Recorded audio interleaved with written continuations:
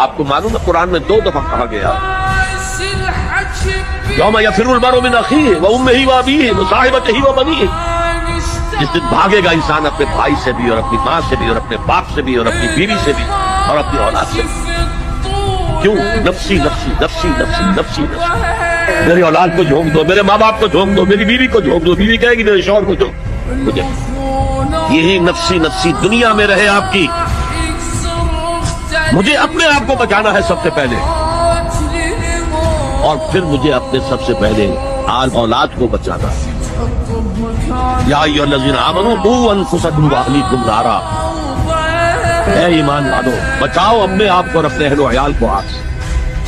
یہ کام ہے آپ کریں اور سمجھ لیں، نہ بیٹا کام آئے گا، نہ جورو کام آئے گی، نہ باپ کام آئے گا، نہ ماں کام آئے گا، تمہارا اپنا عمل۔